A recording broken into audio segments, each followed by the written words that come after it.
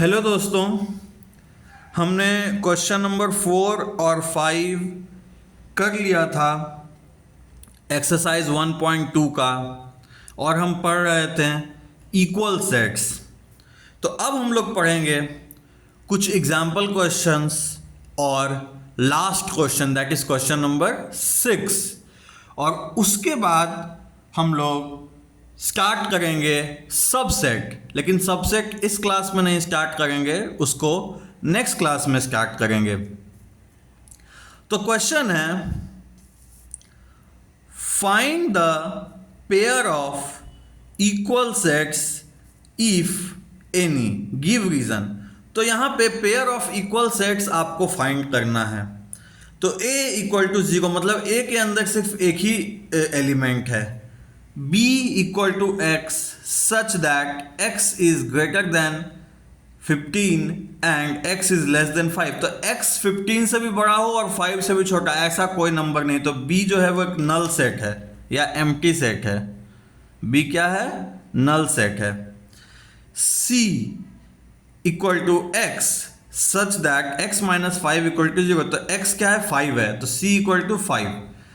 x such that x square equal to 5। तो x के दो वैल्यूज आएंगे, एक आएंगे 5, दूसरा आएगा -5। ये एक्चुअली d है इसका, मतलब ये d equal to x such that x square equal to 25। तो x के दो वैल्यूज आएंगे 5 और -5। e equal to x such that x is an integral positive root of the equation x square minus 2x minus 15। ये भी एक quadratic equation है, इसको आप सॉल्व करेंगे तो आएगा x इक्वल टू 5 और x इक्वल टू -3। लेकिन यहां पूछ रहा है x is an integral positive root of the equation, मतलब इंटीग्रल पॉजिटिव रूट है इक्वेशन का। तो x का वैल्यू सिर्फ और सिर्फ 5 होगा, क्योंकि पॉजिटिव इंटीग्रल रूट तो एक ही होगा, सिर्फ 5 होगा। तो e होगा 5। अब आप देखिए कौन सा सेट इक्वल है। तो ऑब्वियसली एक में भी 0 नहीं है, सिर्फ a में 0 है। तो a किसी का बराबर नहीं, a is not equal to b, a is not equal to c, a not equal to d, a not equal to e। b का भी सेम देखिए, कोई भी नल सेट नहीं है एक्सेप्ट b। तो b भी किसी के बराबर नहीं है, b not equal to c, not equal to d, not equal to e and b not equal to a, यहां पे लिखा हुआ है। c में सिर्फ 5 है और सिर्फ 5 ना a में है ना b में है ना d में है, बट e में सिर्फ 5 है, क्योंकि e में सिर्फ एक ही पॉजिटिव इंटीग्रल चाहिए था ना। तो e जो है c के बराबर है, तो c इक्वल टू e। अब d देखते हैं, d क्या है? +5 -5, +5 -5 किसी में नहीं है, मतलब +5 तो है लेकिन -5 किसी में है। तो d भी जो है e के बराबर नहीं है और d जो है c के बराबर नहीं है, d है b के बराबर भी नहीं है, d a के बराबर भी नहीं है। अब चलिए अगला क्वेश्चन करते हैं।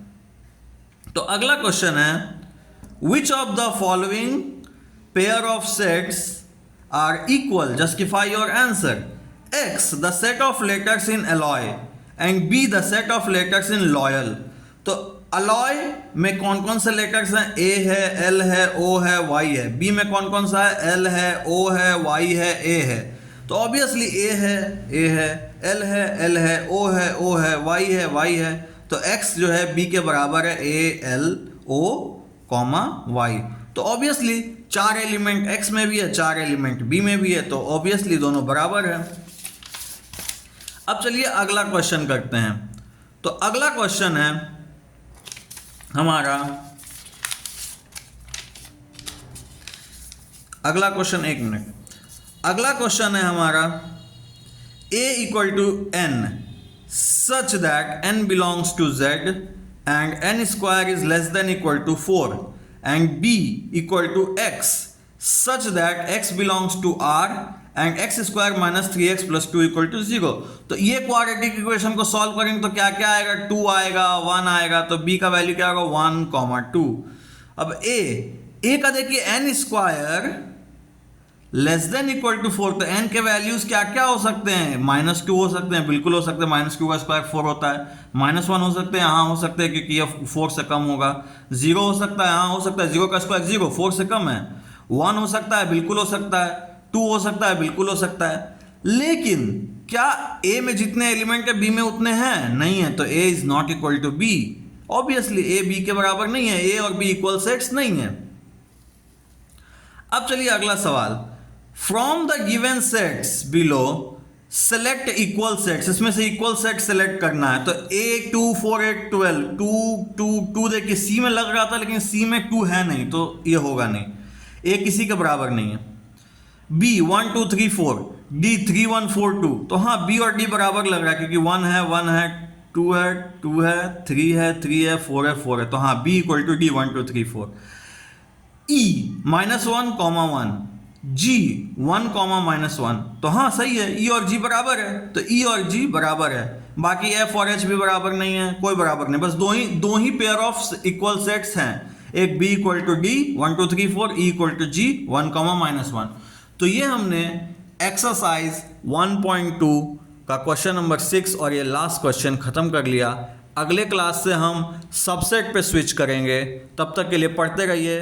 थैंक यू, और प्लीज़ चैनल को लाइक और सब्सक्राइब कर दीजिए।